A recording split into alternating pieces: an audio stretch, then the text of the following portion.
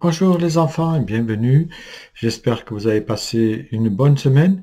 Voici une nouvelle vidéo qui est un peu comme la semaine dernière avec des questions, une histoire, des questions, un chant nouveau à apprendre et un dessin, une charade.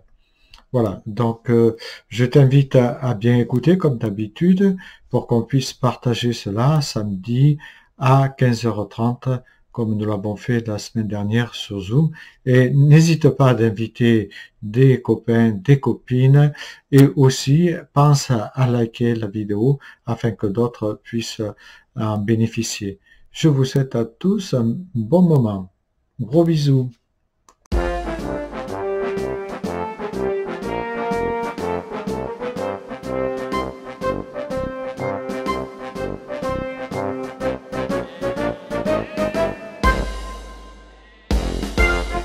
Est-ce que tu sais que Jésus racontait des histoires? Eh bien, aujourd'hui, je vais te raconter une histoire que Jésus racontait. C'est l'histoire d'un berger et de son troupeau de moutons. Pourquoi est-ce que Jésus raconte une histoire de berger? Eh bien, figure-toi que les bergers s'occupent bien de leurs moutons. Ils les soignent, ils les nourrissent, ils leur donnent à boire. Et c'est simplement pour nous dire que Jésus, lui aussi, il s'occupe bien de nous. Il nous écoute, il nous console, il nous conseille.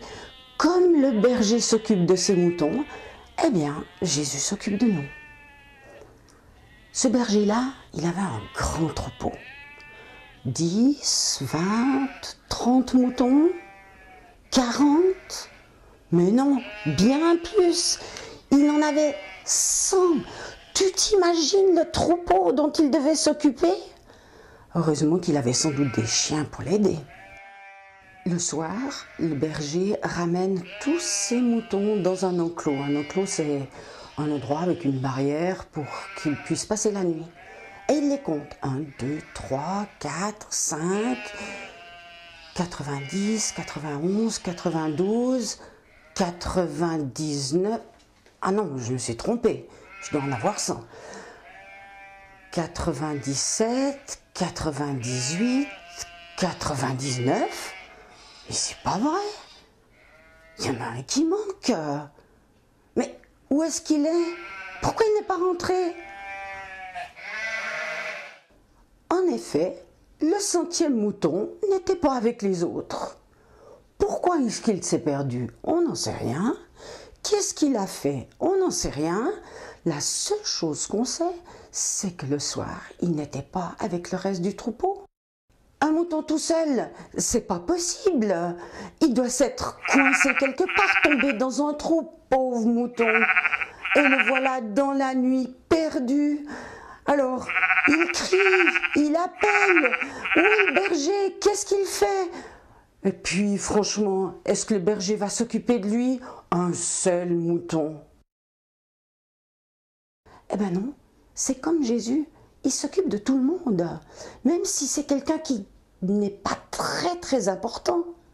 Alors ce soir, le berger prend sa canne et il part à la recherche de son mouton.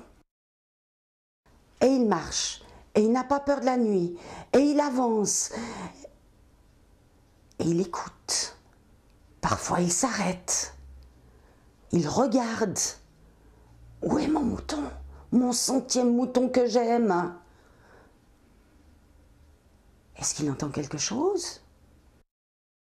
Et puis le voilà qui crie, qui appelle. Mouton! Mouton! Où es-tu? Je te cherche! Je t'oublie pas! Je pense à toi! Mouton, réponds-moi! Jésus, il est comme ça avec nous. Il nous cherche. Et voilà notre berger. Je crois bien qu'il a entendu quelque chose. Un petit bêlement qui vient d'où? Du fond d'un trou.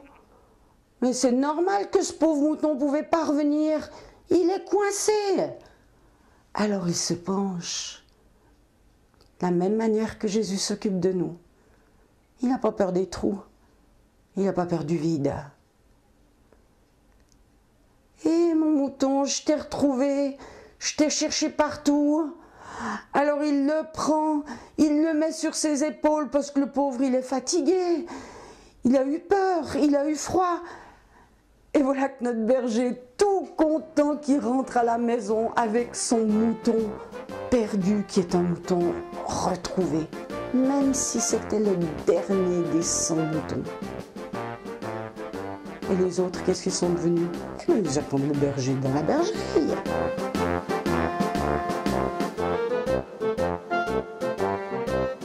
Alors le berger arrive avec son mouton et il appelle « Oui les voisins, oui les amis, venez, venez, regardez qui j'ai retrouvé au fond d'un trou, c'est mon mouton chéri, je l'avais perdu !»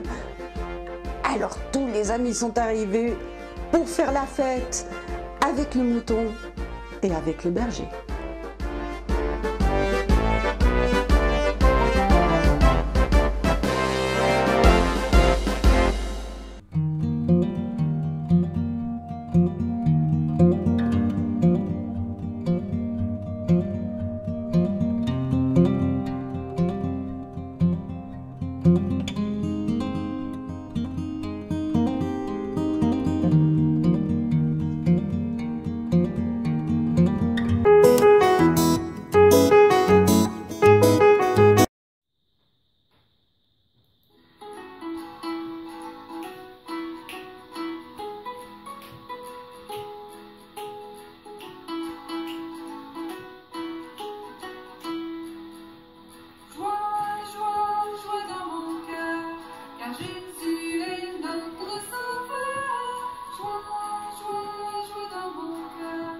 Jésus